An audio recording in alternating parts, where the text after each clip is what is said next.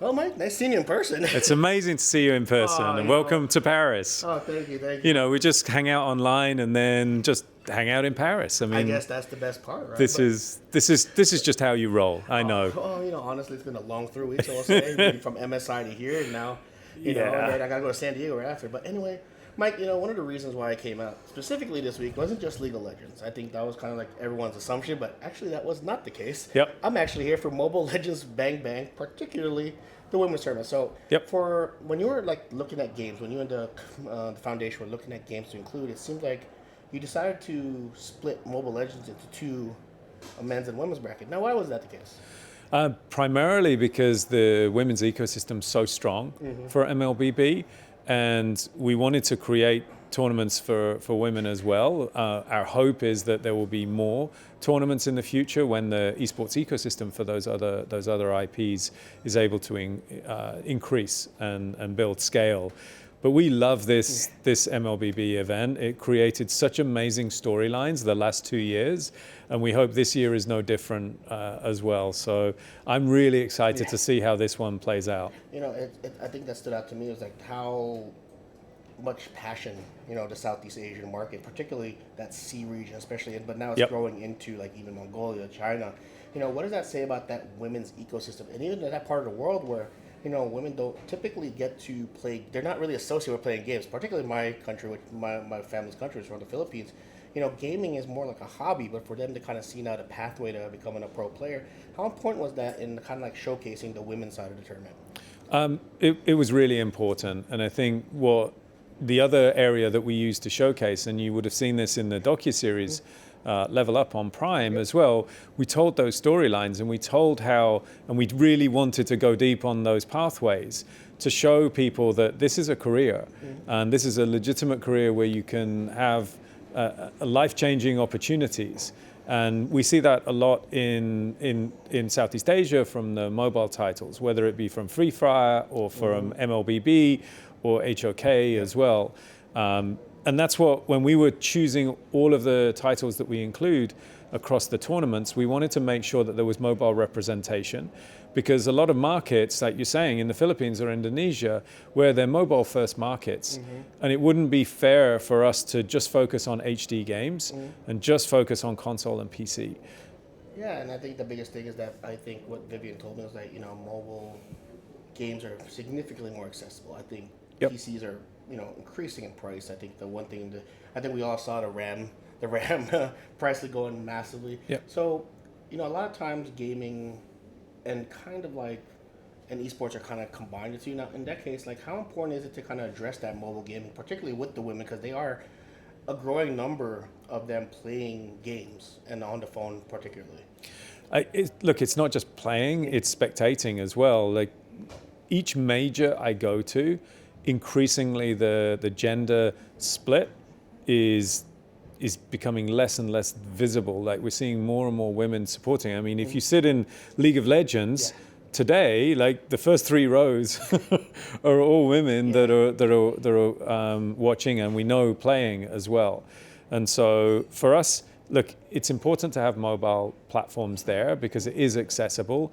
They're not as ping dependent as the PC games, which means that a lot of the servers that we have for really high-end Twitch experiences, you have to have servers in the country, and for Southeast Asia there isn't necessarily the servers for those games. So it's important that we have not just accessibility from a platform, but from a competitive integrity as well, that we can give those pathways. This is probably the hardest question I'm going to ask you, because I know I don't really ask a ton of them, but I would feel that I need to. But when it comes to the PIF's founding, and in the West it's like a really big deal. You guys, as I'm very aware, but in the West the perception is that the PIF and the Saudi Arabia. But how important is it to have this tournament, like in terms of like showcasing that the government's kind of like, I know you guys are independent, so I'm fully aware of that, but also just like showcasing that it's not necessarily just about,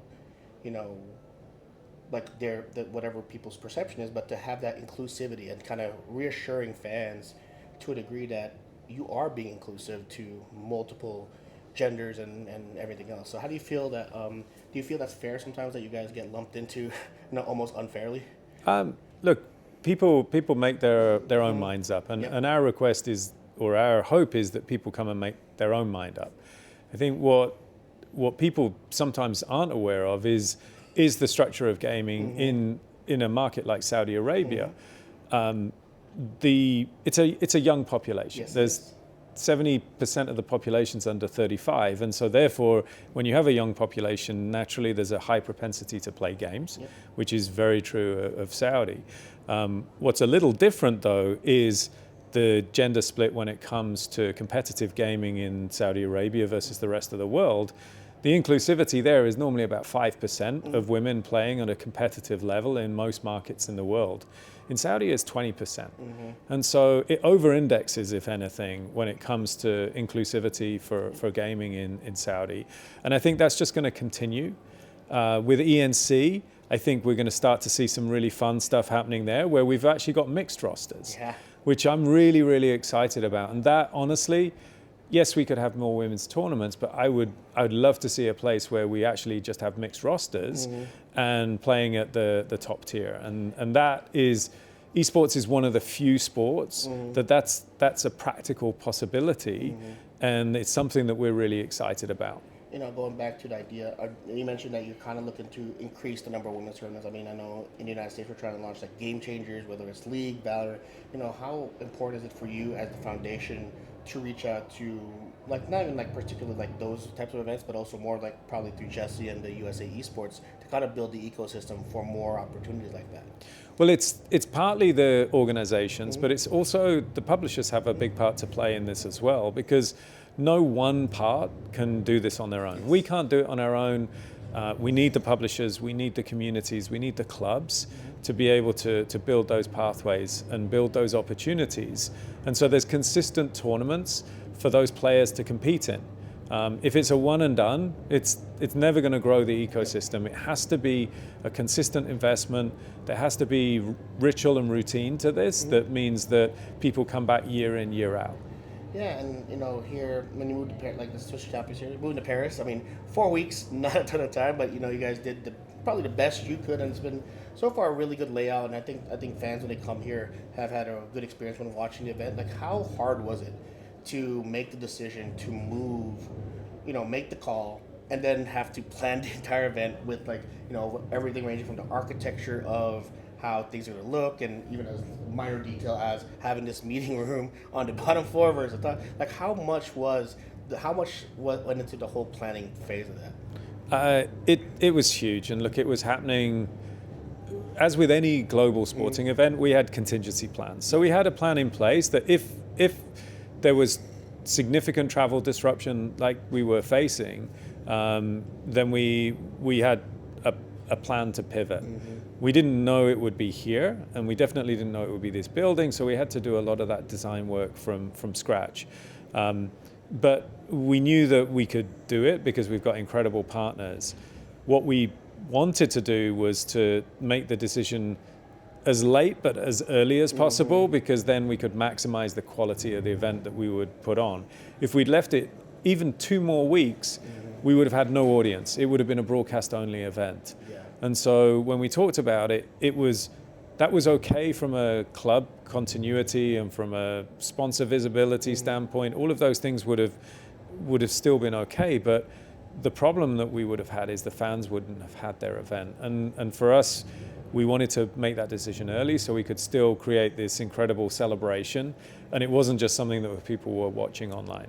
Yeah, and I think that's kind of the biggest thing that stood out was that, you know, in 4 weeks, and it was almost like was a period of like, how late can you wait? And I think, you know, how difficult was it to really wait at balance? And, you know, and when did the realization come to be like, yeah, we gotta go, we gotta do it now, we gotta make the decision now? And how hard was it initially to kind of wait and see as long as you did? Yeah, I mean, it was tough. Now there's practically no travel advisories, and we could be running the event in Riyadh without any problem. But if we'd held on to that and we just hoped and had our fingers crossed, there was a real risk that the event would have been cancelled. And that was just not an option for us, because the club ecosystem just, you know, would have really struggled with that. This is such an important event on the calendar for the clubs, for them to win prize money, to be able to build rosters and continue their operations. So it took a lot of patience, and we had a lot of late night conversations about this. But when we decided, what I loved was we made a decision, the entire organization pivoted. We had immediate connection to the highest levels of the French government, and President Macron and his team said, tell us what we can do to help us help you make this as good as it can possibly be. And the same was true of the French clubs. So Gentlemates and Vitality and Carmen Corp, those guys have been incredible in educating us as to what's important for French fans, but also helping us connect with the best vendors, the best partners, being able to build the best experience for the French fans and also for the broader European fans. Yeah, and I think that was a big thing here, is that, you see the European fans, and they're kind of like, kind of leading the charge, so to speak, in terms of like how much passion I think I saw during KC Sentinels. They were like sitting down, like in front, like watching on the screen, like, miles away. It felt like there was a massive group of them. But just in general, like now that you can kind of, like now that were you able to, once the opening ceremony, you had the players here, was there like a sense of relief that it was finally starting? And after like those 4 weeks you mentioned of like planning and what could, all the contingencies and all the plans that could possibly have gone wrong, and when you were able to launch that opening ceremony, get the players in there, was there like a sense of relief from the team? There was, I would say, more pride than relief. I stood there last week, week one, when Valorant was on, and I was just, we'd never had any doubt, and that was, I think, this blind belief that it's going to work. We're going to make this work, and we're going to brute force this through. And it was actually strange to take that step back and think, my God, this is a miracle. It really is unprecedented to be able to move an event of this scale at such short notice and still have it operate at the highest level. We had the same windows for the games, like nothing's changed. We've changed the times a tiny bit just because we operate earlier in the day here than we do in Riyadh, just because, it's the way that things operate. But it's more pride than relief, honestly. And now we've honestly pivoted, and we're now spending most of our time talking about E&C and designing that and everything that we've got there, because the original plan was that we would use all the stages that we built for EWC and we'd tweak them a little bit, and then we'd use them for E&C. But now we don't have those stages in Riyadh. We've got to build new stages and design. So it feels like it's our fourth event this year, even though it's going to be our second.